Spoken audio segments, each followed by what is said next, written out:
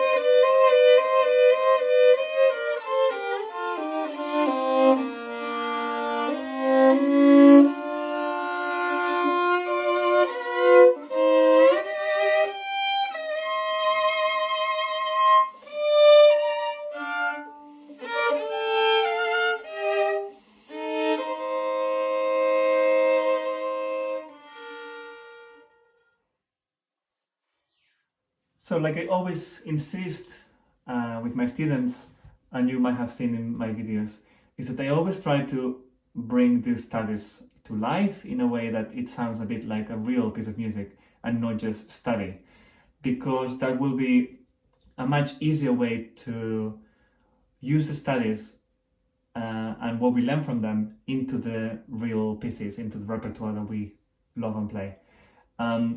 So if we play very mechanically,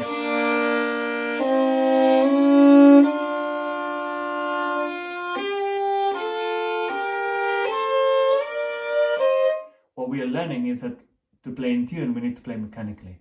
And that's not what we want when we're playing, let's say, a sonata or a concerto. So, of course, first we need to practice it without the vibrato so that we can listen carefully to all the intonation separately.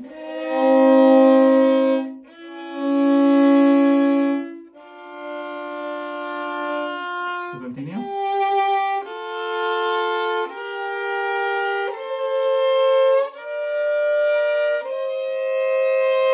Now, thirds are really interesting because when we have a big third, it's normally a minor third, and when it's a small third, is a major third. That doesn't make sense. But what the problem is that, for example, in this case, we have a G and a B flat. So that's a big third because we have extension backwards with the first finger. But if you listen to it, or if you play it on the piano, you will see that's a minor third. Whether if it was a major third, it would be smaller on the violin, even that the notes are further apart. And that's what creates the confusion in our heads, that we need to play lower, and which one do we play lower, which one do we play higher. So we need to be very, very careful and very slowly. We're gonna get used to how to tune this. In this case, it's a G, so that's our reference. And then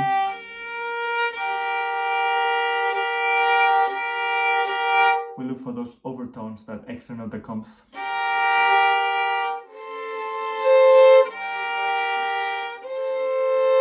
Again, A.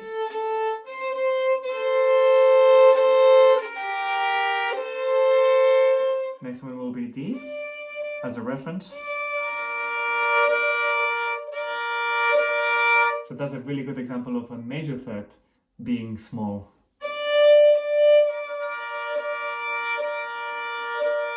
And finally,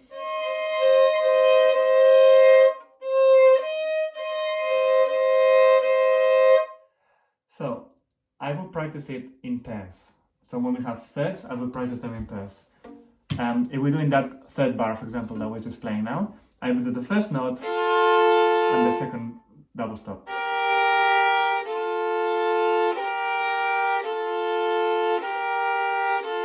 When we are satisfied and we played it in tune a few times, then we go for the second note and the third note.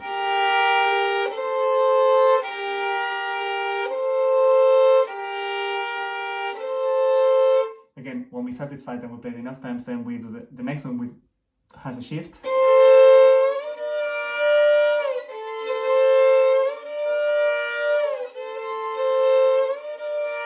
Going back and forwards will help us, not just with this particular shift, but also when we have to go backwards, either in this piece or in another piece.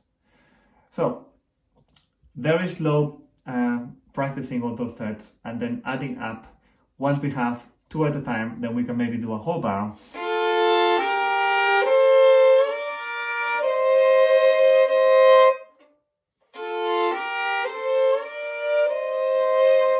When we're happy, we can move on to the next bit.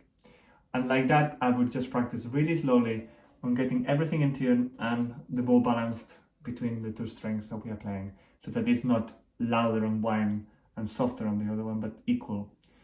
When we have those faster,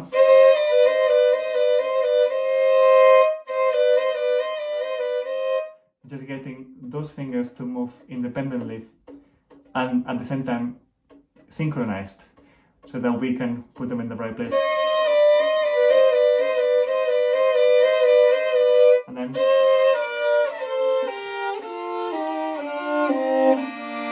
there are alternatives to those fingerings you can ask your teachers, but for example,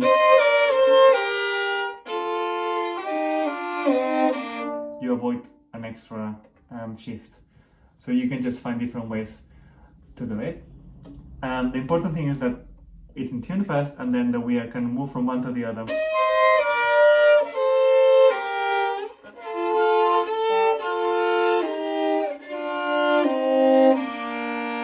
We're basically working on B flat major double stops as a scale, but up and down at different times, and that's what makes it interesting. Once we've done it, then again, it's about the music, it's about how to play it beautifully. So, starting with piano, nice and soft, balancing the 2 strings.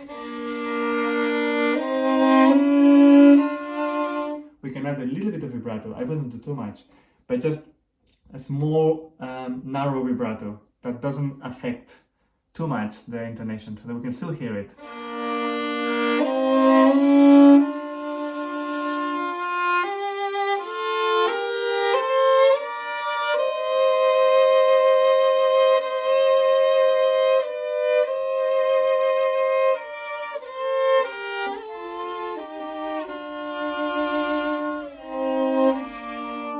Etc. So I hope this was helpful. Again, if you're new to this channel, make sure that you subscribe, because there will be a lot more stuff that you might be interested. There is already some stuff that I'm sure you will also find interesting. So I hope this was helpful, and I'll see you very soon.